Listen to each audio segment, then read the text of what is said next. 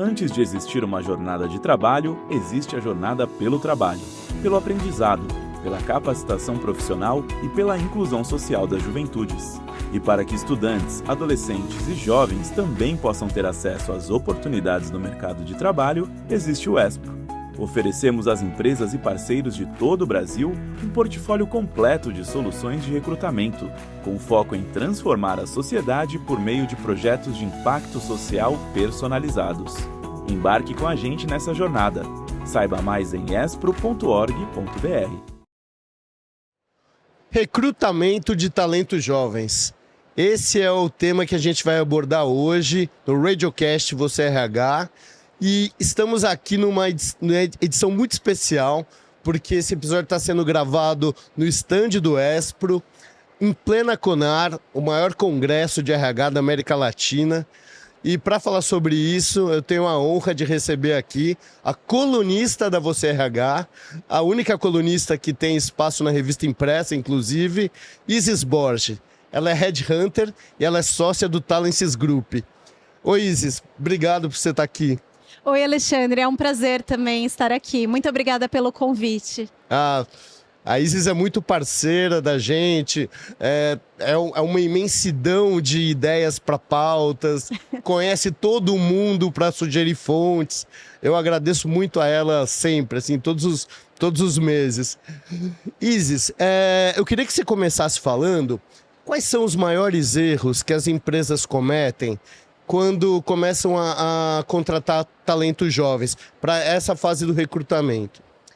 Eu diria que a primeira coisa que eu vejo que é um equívoco das empresas é clusterizar que todos os jovens são iguais ou que pertencem a tal geração e que, em função disso, vão ter tal comportamento esperado. Isso não é uma verdade. A gente tem pessoas que se movem por propósitos diferentes, por valores diferentes e em momentos e fases de vida também muito diferentes. Então, eu acredito muito mais na empresa mostrar o projeto do que ela tem a contribuir com a carreira desses jovens, visando encantá-los, ao invés de classificar que o jovem reclama disso ou quer aquilo e já começar a colocar entraves nesse encantamento inicial.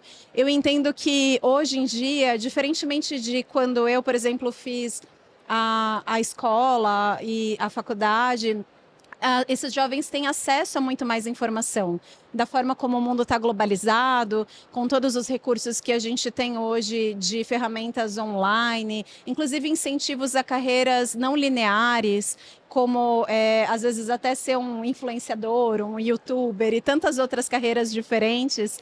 E eu vejo que as empresas competem com todo esse mercado abrangente que surgiu aí, e para isso elas precisam encantar. Então, o primeiro equívoco é não enxergar isso e depois culpar os jovens por eles não estarem conseguindo ter aderência ou não estarem conseguindo ter a permanência desses talentos. E eu vejo que também a empresa ela deveria se colocar no posicionamento de ajudar na formação desses jovens. Sim. Porque às vezes as pessoas têm uma idealização do que é o mercado de trabalho, mas a experiência ainda não veio e a experiência precisa ser positiva. A empresa precisa olhar para esses jovens como as suas futuras lideranças e fazer um programa que não só foque no que ele vai fazer hoje, que muitas vezes pode ser uma atividade até operacional, mas também que dê recursos para que ele conheça a empresa como um todo, que ele vislumbre aonde ele pode contribuir mais e que ele também consiga, dentro de toda essa capacitação, se desenvolver para devolver para a própria empresa, mais com o seu trabalho futuro. Isso que você falou, né, de eles colocarem os jovens todos numa mesma caixa, né? Acho que acontece agora muito quando a gente se refere à geração Z, né? Aí às vezes o pessoal da empresa já fala, esse daí tem tá nessa faixa de idade, não vai durar muito na empresa, né? Vai querer logo sair para outra experiência, não vai querer ter um plano de carreira aqui, porque ele não liga muito para ascensão hierárquica. É um pouco isso, né?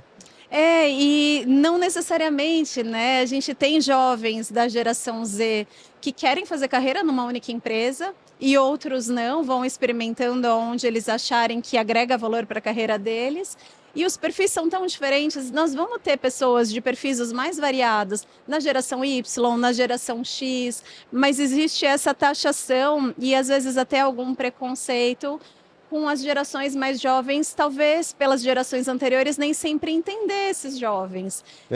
Nós dois temos filhos que são geração alfa, em breve também estarão no mercado de trabalho e é preciso essa conscientização para que o mercado enxergue que nem todo mundo é igual e a empresa tem um papel de formar e de encantar esses jovens.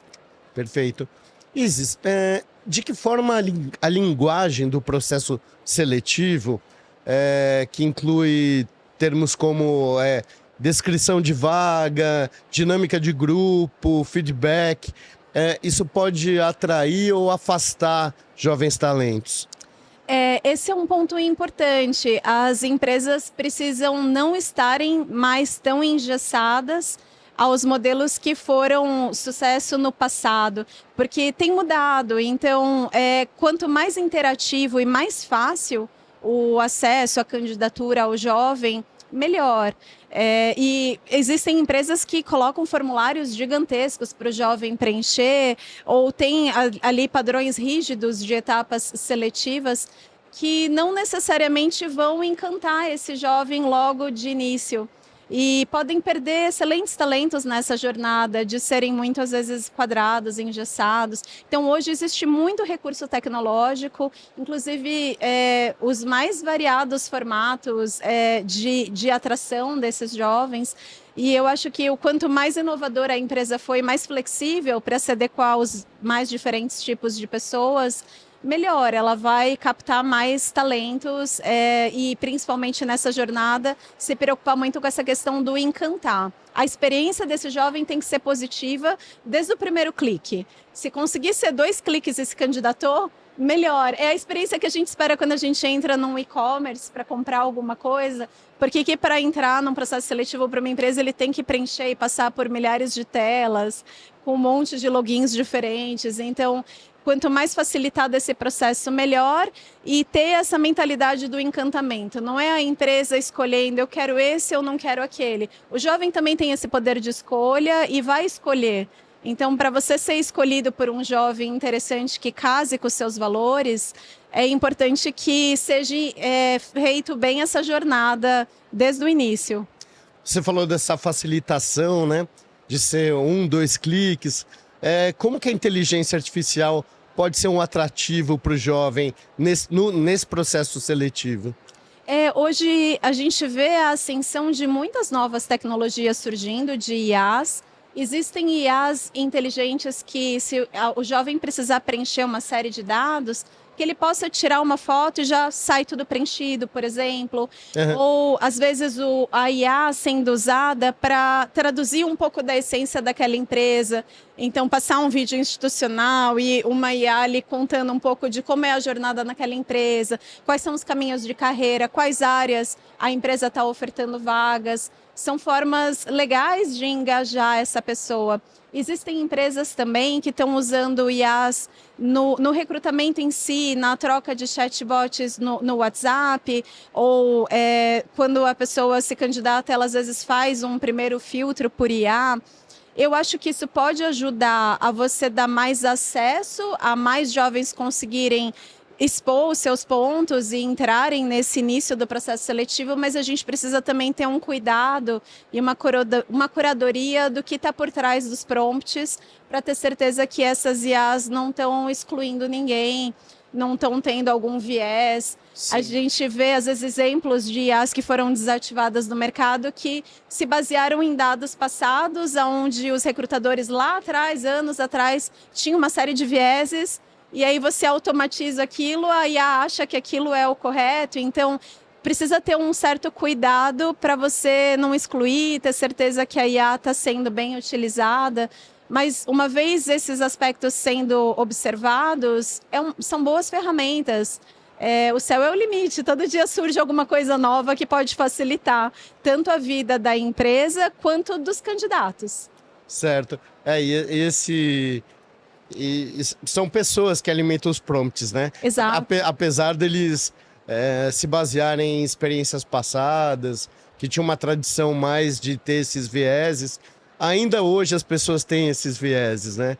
Então é bom que a empresa tenha uma cultura de inclusão para que isso seja feito da melhor forma possível, que a inteligência artificial surja para tornar a empresa mais inclusiva. Sim, né? E que exista uma transparência por trás do que foi usado inteligência artificial, quais foram os critérios. Boa. Existem projetos de lei nesse sentido, em alguns países já é lei, inclusive, que se alguém se sentir excluído por um boot de IA, por alguma situação de tecnologia, ele pode acionar a empresa e pedir para abrir os prompts para entender se ele foi ou não excluído.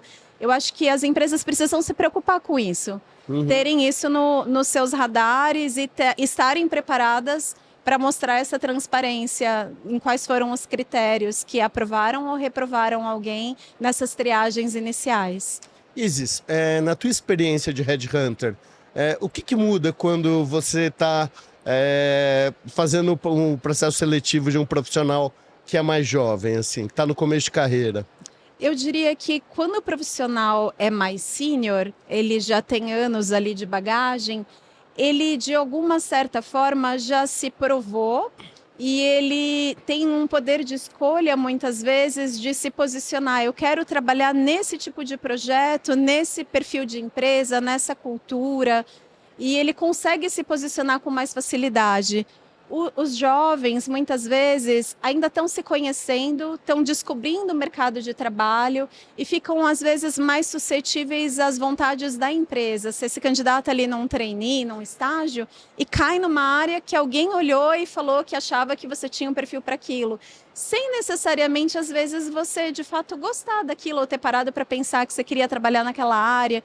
Então, eu acho que falta um pouco essa questão do autoconhecimento no início, e dessas reflexões de o que eu gosto no meu dia a dia. Eu sou uma pessoa mais introspectiva, mais analítica, que quer trabalhar ali no computador, quietinho ali, ou eu sou uma pessoa expansiva, que quer estar em reuniões, quer ter contato com gente, para que esses jovens consigam dar esses inputs, esses primeiros dados aos seus futuros empregadores das áreas de maior interesse, serem menos passivos e mais ativos.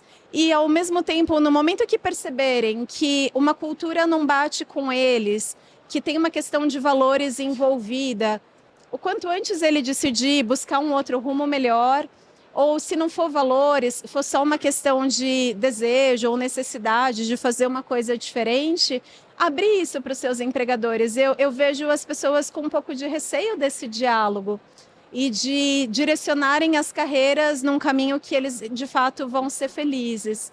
Então, eu vejo essa diferença. Assim, os mais seniores já se encontraram muitas vezes e já têm ali muito certo o que eles querem, e os jovens ainda receosos, engatinhando nesse sentido. Entendi.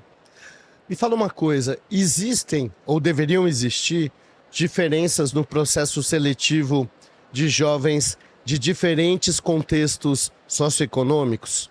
Eu entendo que sim, e eu entendo que as empresas que estão à frente nos temas de diversidade e inclusão já enxergaram isso. Então, não mais se exige que todos os jovens tenham tido o mesmo tipo de histórico, que tenham a proficiência, por exemplo, em idiomas, ou que tenham tido uma vivência X ou Y. As empresas estão mais abertas nesse aspecto a fazer um mix de perfis e abrirem espaço para pessoas que só estudaram em escola pública, que não tiveram oportunidades de estudar outros temas de soft skills ou de temas voltados à questão de idiomas. Então, isso tem sido uma premissa de muitas empresas, mas eu enxergo mais de grandes empresas e não da maioria do mercado de trabalho. Então, a gente ouve as empresas falando, eu quero fazer a diferença, eu quero me conectar com a sociedade de entorno, com a comunidade, eu assino ali os princípios de ESG, e na prática excluem as pessoas por motivos fúteis nos processos seletivos. E as empresas que trazem muitas vezes jovens que vêm, por exemplo, de situações de vulnerabilidade social, falam que são os melhores talentos, que eles vêm com uma vontade de dar certo, com uma disciplina, com uma garra, às vezes trabalham mais do que todo mundo e dão certo, e despontam, e aprendem e crescem junto com a empresa. Então, isso teria que estar no radar de mais empresas. Menos a cartilha pronta do que sempre deu certo, e menos vamos contratar gente igual a gente, e mais, quanto mais diverso, quanto mais diferente, melhor. E a gente consegue ter a representatividade de toda a sociedade, que é consumidora muitas vezes dos produtos daquela empresa.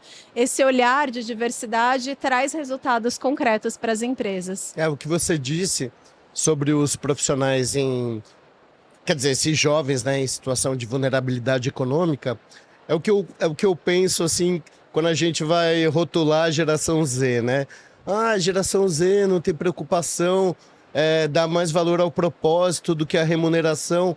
Gente, se esse cara vem de uma família muito pobre, o que ele quer é ter um emprego e subir lá e ganhar mais para ter prato de comida à noite em casa, né? Sim. É por isso daí essa disciplina que você mencionou, essa vontade, essa força, até o engajamento com a empresa, né? Ele fica agradecido à empresa por dar essa oportunidade que vai salvar a família dele, né? E às vezes o propósito, se a empresa souber mostrar o porquê que ela existe, aonde ela agrega na sociedade, ela engaja esse jovem por propósito. Ela precisa só mostrar essa conexão. Nós existimos para isso. A gente tem esse impacto no nosso entorno, a gente tem esse impacto na vida das pessoas. E isso às vezes nem sempre é falado. E o jovem faz uma coisa operacional sem saber para que ele está fazendo aquilo. Perde o significado do trabalho e aí você perde engajamento. Exato. Diz uma coisa, na sua opinião, o que você acha que um jovem espera do primeiro contato dele com o RH na empresa? A minha opinião é que ele espera acolhimento. E na prática nem sempre é isso que acontece, infelizmente. Mas o primeiro contato tem que ser um contato que a pessoa se sente ouvida, se sente amparada, tem uma visibilidade do que vai ser aquela jornada naquele processo seletivo, quantas etapas, quais são as áreas onde a empresa está abrindo uma posição. E às vezes as pessoas, eu não estou generalizando também, mas em alguns casos, as pessoas que deveriam ser essas que acolhem, que são pessoas voltadas a gente, podem ter um mecanismo de estarem muito robotizadas ali nas ações e não enxergarem isso. Normalizarem, né, que é só mais um processo seletivo e não darem ouvidos para esses jovens, ou às vezes excluírem por banalidades. Então, a minha percepção é que é o acolhimento e eu acho que deveria ser assim, um atendimento mais humanizado. A gente automatiza muita coisa com o IA, mas a gente não vai conseguir automatizar essa questão humana. Então, esse contato com a pessoa deveria ser o mais humanizado possível. Perfeito. Tanto no recrutamento quanto no onboarding, né? Exato. Não adianta você fazer um excelente recrutamento e a pessoa chega na área e desaba tudo que foi construído, né? É importante esse onboarding para que a pessoa permaneça. E não só ações no jovem que entrou, mas ações em todo o departamento no qual ele vai estar inserido. Eu vejo empresas fazendo ações muito legais de chamarem o departamento muitas vezes e falarem, olha, no primeiro dia, por exemplo, a gente costuma levar esse jovem para almoçar, ou todos os primeiros novos funcionários ali no primeiro dia, para almoçar no lugar legal. Mas a gente não sabe de que condição esse jovem veio e muitas vezes o cartão de almoço dele vai demorar uns dias para chegar. Então, vai marcar um almoço de integração do primeiro dia? Paga o almoço dessa pessoa? Você não sabe de onde ela veio, como que era o contexto. Entrega camisetas da empresa. Você não sabe se a pessoa tem roupa suficiente para ir trabalhar. Vai levar ali 30 dias para receber o primeiro salário. O que custa ter um kit de boas-vindas com camisetas, para as meninas, às vezes um kit de maquiagem, alguma coisa nesse sentido, kit de higiene, de escovar os dentes e tudo mais. São pequenos detalhes que podem fazer muita diferença. Porque para alguma pessoa que estava desempregada, às vezes ajudando a família ali de uma forma informal, entre comprar um alimento e comprar um kit de maquiagem, é claro que se a empresa dela vai ajudar e muito. Perfeito. Qual que é a importância de programas de estágio, de trainee, para o fortalecimento da empresa como boa marca empregadora? Eu entendo que é importante tanto para o negócio, que a empresa ela consegue ter um pipeline de pessoas sendo preparadas para subir. E eu também entendo que para a sociedade é muito bem visto empresas que estão investindo em darem essa oportunidade do primeiro emprego, seja para menor aprendiz e não só para cumprir cota, programas para menor aprendiz que de fato vão fazer a diferença na vida daqueles menores aprendizes que chegarem. Programas de estágio que o estagiário não se sente só explorado, mas que existe uma contrapartida de educação, de esse estagiário conseguir aprender coisas diferentes ali naquela empresa. E os trainees da mesma forma, capacitação, complementar os cursos que a pessoa tiver estudado fora da empresa. Por exemplo, eu fiz engenharia, apesar de trabalhar com RH, né? Olha. E na engenharia você não tem uma série de matérias de humanas. Então, para trainees que vêm de áreas técnicas, cursos mais voltados à questão humana é super interessante. Trainees de uma forma geral, estagiários de uma forma geral, uma imersão no negócio daquela empresa, o que aquela empresa faz, quais são as áreas que ela tem. Aqueles programas que têm as rotações entre áreas são incríveis para a pessoa experimentar diversas áreas, projetos que essa pessoa pode fazer para a empresa em parceria com a escola ou com a faculdade.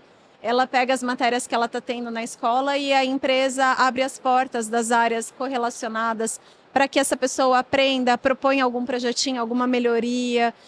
Isso é muito bem visto, tanto nas escolas, nas faculdades, que cria-se aquela vontade nas pessoas de irem trabalhar naquela empresa, quanto para toda a sociedade. Eu acho importante e quanto mais empresas abrindo as portas para pessoas sem experiência, todos nós ganhamos com isso.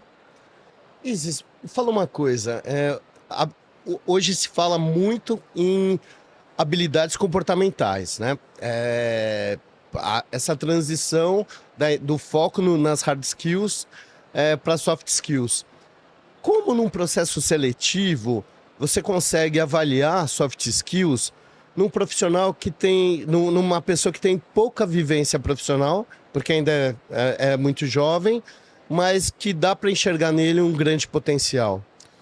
Tem habilidades comportamentais que hoje são muito valorizadas no mercado de trabalho, que não são dons, a pessoa não nasceu com aquilo, ela foi treinada para. Um exemplo, comunicação. Comunicação está nos planos de desenvolvimento de todo mundo, em todos os estágios da vida, e é uma coisa que dá para aprender.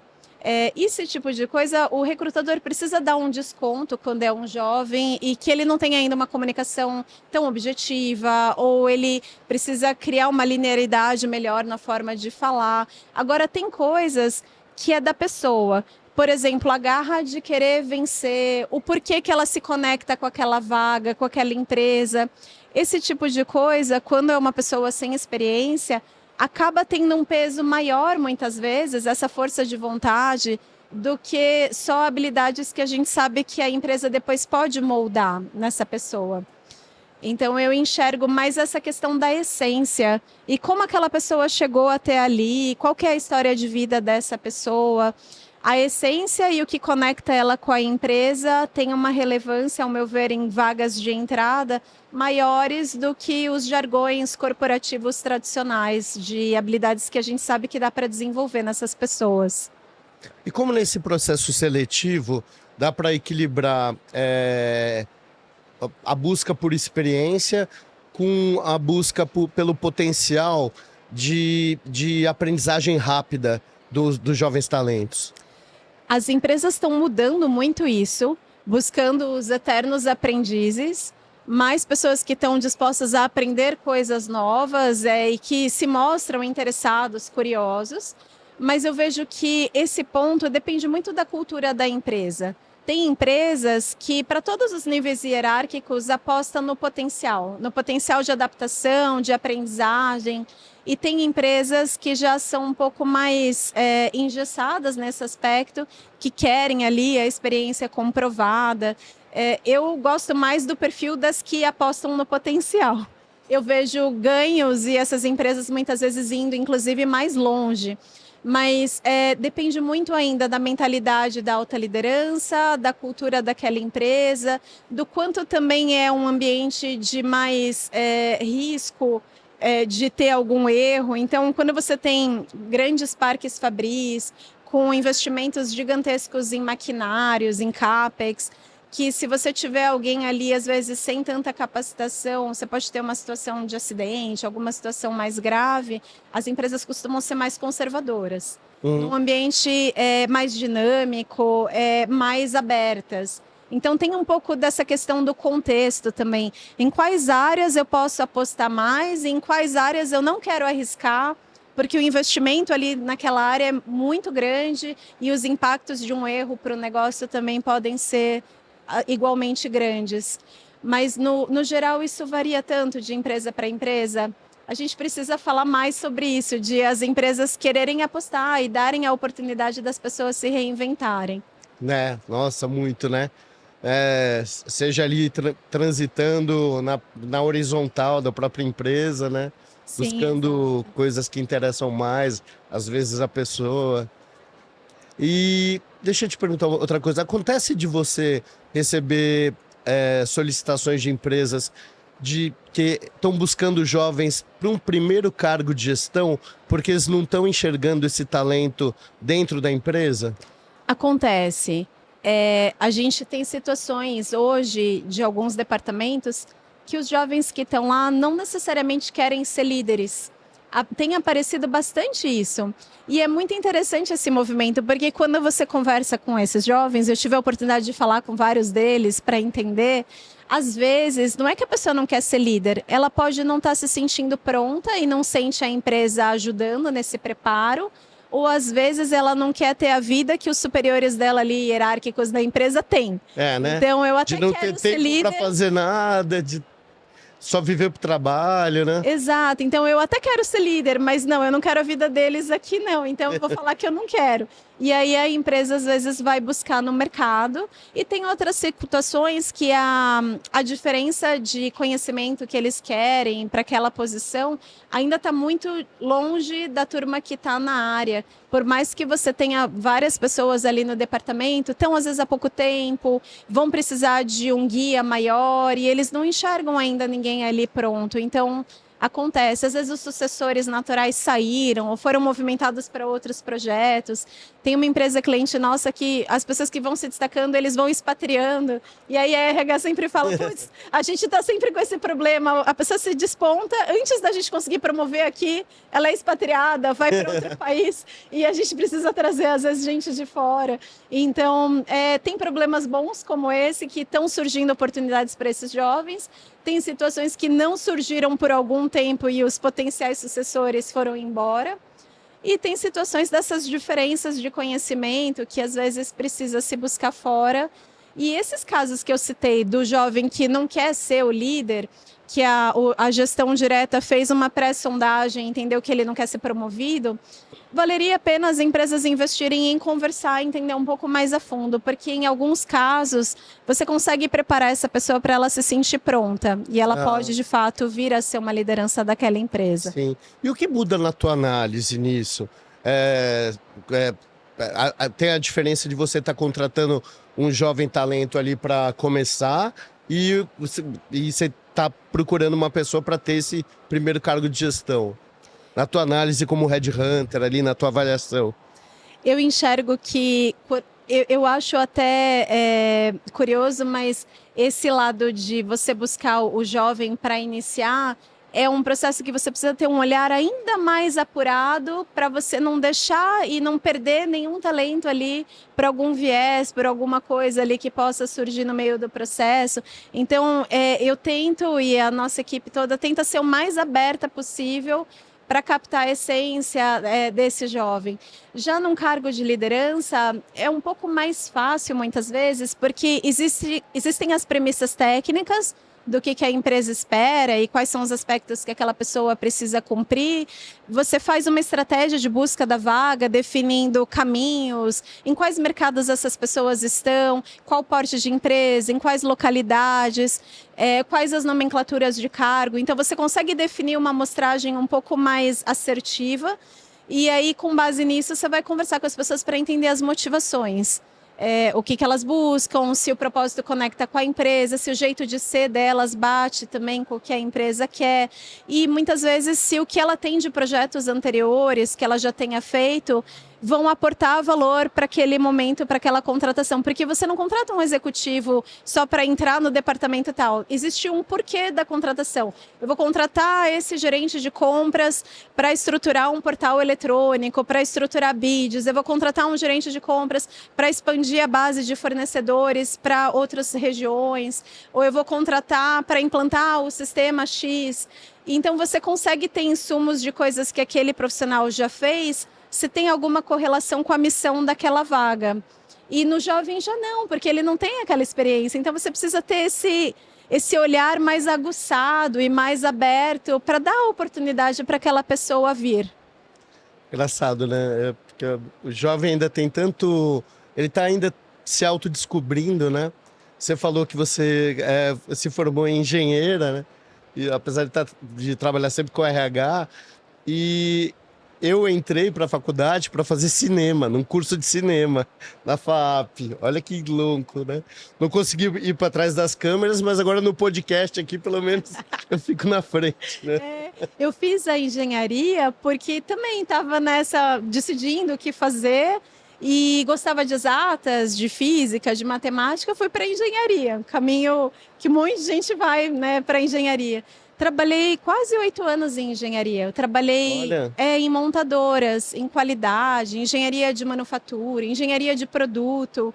Fiz mestrados técnicos em engenharia, especializações. E eu via que eu não estava 100% feliz. Então, tomei essa decisão de mudar de carreira. Sou headhunter agora há mais de 14 anos. Eu migrei no comecinho de 2011. E aí sim, hoje plenamente feliz. Então também existe essa mensagem para as pessoas para que elas olhem se de fato elas estão fazendo uma coisa que elas gostam ou estão só no piloto automático. E hoje eu sou bem mais headhunter e de recursos humanos do que de engenharia, né? Pelos anos, eu tenho quase o dobro de tempo como headhunter. Eu de cinema, no 2º ano da faculdade, eu já mudei. Vou revelar minha idade aqui, mas assim, na época, o presidente Fernando Collor extinguiu a Embrafilme, que todos os filmes dependiam da Embrafilme para sair no Brasil. Aí eu falei, gente, não tem mercado de trabalho, o que eu estou fazendo aqui, né? Aí eu me formei em publicidade e depois fui fazer faculdade de jornalismo anos depois, porque eu nunca trabalhei com publicidade, sempre com jornalismo, né? Mas, mãe, se a senhora tá olhando assim, você devia ter me dado um toque, né? Que para fazer cinema no Brasil, você tem que nascer herdeiro, ou, sei lá. Você não vai ganhar dinheiro com isso. Isis, pra gente terminar aqui com chave de ouro, para usar esse clichê, desculpa, queria que você olhasse para essa câmera e você falasse quais são as boas práticas essenciais que as empresas devem ter no recrutamento de jovens talentos. A gente já falou dos erros, né? Agora vamos falar dos acertos. Bom, a primeira boa prática é ser aberta a trazer jovens talentos, porque existem muitas empresas que, às vezes, não abrem tantas vagas para jovens talentos. Outra boa prática, olhar para a base operacional da empresa também para pensar e identificar talentos na linha de produção, no centro de distribuição, para empresas do varejo, nas lojas, na ponta de atendimento. Às vezes existem jovens incríveis na base que poderiam ter uma oportunidade de fazer coisas mais elaboradas no corporativo. Então, essas são 2 premissas iniciais. E aí, uma vez a empresa disposta, tendo as suas respectivas vagas, serem abertas a essa questão de diversidade, serem abertas a estruturar um programa que, de fato, esse jovem talento se sinta acolhido, se sinta desenvolvido. Se elas tiverem a oportunidade de ofertar essa possibilidade da pessoa passar por mais de uma área muito interessante, terem conversas de acompanhamentos com esses jovens ao longo esses anos iniciais, programas de mentoria, do jovem poder acompanhar executivos mais seniores da empresa e esses executivos também ajudarem a darem toques de carreira, de aspectos comportamentais. A gente sabe que o técnico leva a pessoa até um determinado patamar. Depois, o que diferencia uma pessoa da outra, muitas vezes são as características comportamentais e muitas são aprendidas e nem sempre esses jovens vão ter em casa uma referência de alguém que trabalha naquele setor para dar os toques certos. Então, a empresa propiciar essas rodas de conversa, conversas individuais, vai fazer muita diferença na vida desses jovens. Apoio, às vezes, também para cursos de idioma, cursos de graduação, apoio a questões culturais, de promover situações que esse jovem aumente o seu repertório. Tudo isso são práticas relativamente simples e que fazem uma diferença tremenda para o futuro das organizações.